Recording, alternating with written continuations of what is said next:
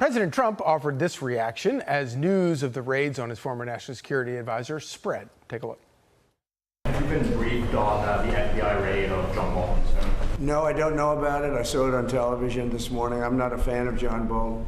He's a real sort of a lowlife. Do you expect the DOJ to brief you on this? Yeah, they'll brief me probably today sometime. And the foreign minister. I tell Pam and I tell the group. I don't want to know, but just you have to do what you have to do. I don't want to know about it. It's not necessary. I could know about it. I could be the one starting it. I'm actually the chief law enforcement officer, but I feel that it's better this way. Here with the reaction, Fox News contributor and former FBI special agent Nicole Parker and Fox News legal analyst Greg Jarrett. Thank you both for joining us this evening. I want to start with you, Nicole. Could you begin by kind of walking us through the process by which FBI agents obtain a search warrant to go into John Bolton's house this morning? Absolutely. First of all, there's something that the FBI has that would lead them to believe that a crime may have been committed.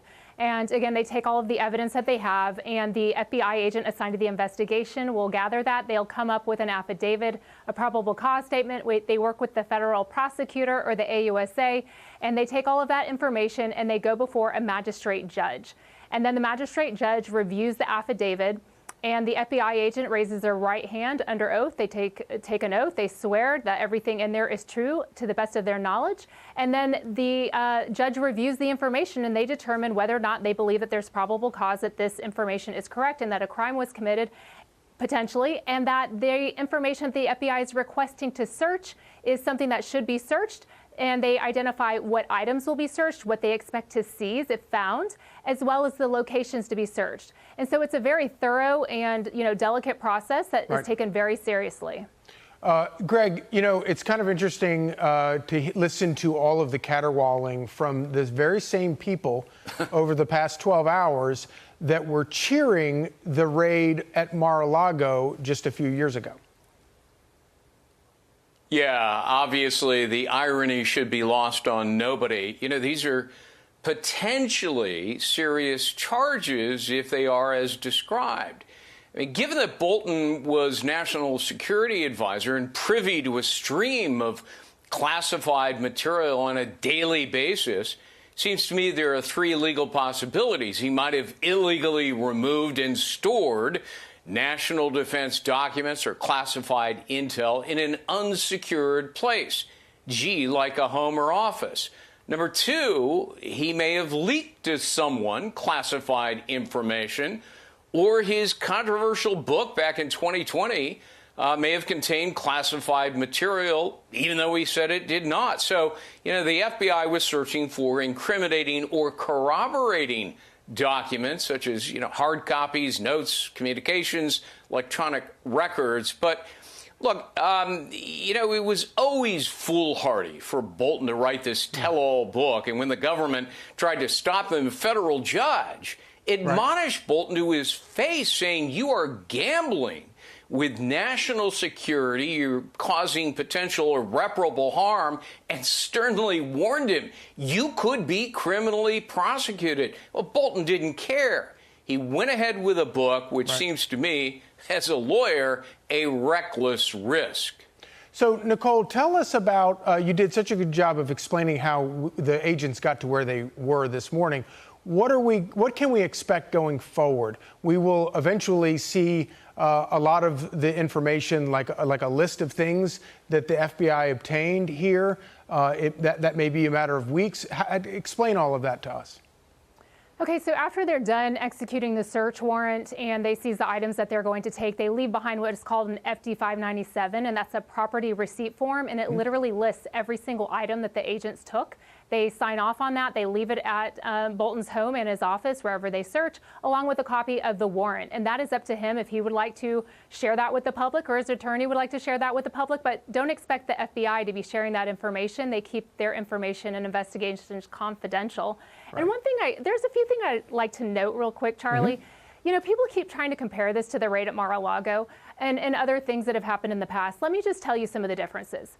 This morning, I didn't see any notification to CNN in advance or Fox News in advance showing up to the raid, as we saw at Roger Stone's home. I did not see that, there was a throng of SWAT agents there and the SWAT team there. I did not see that.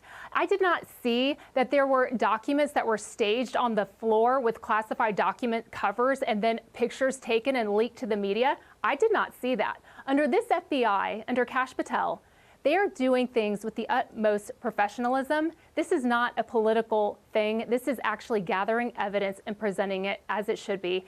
And in the past administration and other FBIs, we have seen where it does appear to be quite political. Right. I don't know about you, but I didn't see that today. Yeah, I'm so glad you made those very important points. Greg, along those lines, there's no doubt that there was an entire deep state that was pitted against the former president when this happened to him. Do you feel confident that John Bolton's rights will be protected in this process? Oh, I absolutely think so. I do have confidence in Pam Bondi to ensure that this is being done legally and by the book. Don't forget, Charlie, that the FBI and the DOJ were already investigating Bolton back in 2020, but it was apparently then scuttled by Biden's Department of Justice. So the case may simply be a resurrection, and today's raid was the next step. There may already be a grand jury, which doesn't mean he'll be charged, but, it doesn't surprise me. Bolton has always been this verbal flamethrower, with more enemies than friends, fueled by what everybody describes as a superiority complex. And that kind of arrogance tends to put you in legal jeopardy if you cross the line. And even if Bolton excised classified material from his book, possessing its original source material in your home or office, well, that's a felony. And concealing it is obstruction. And Bolton no longer has security clearance, but even if he did, it's criminal to remove it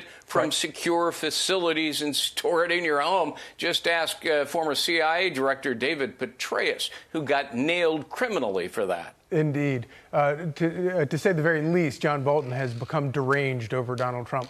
Nicole Parker, Greg Jarrett, thank you so much for that.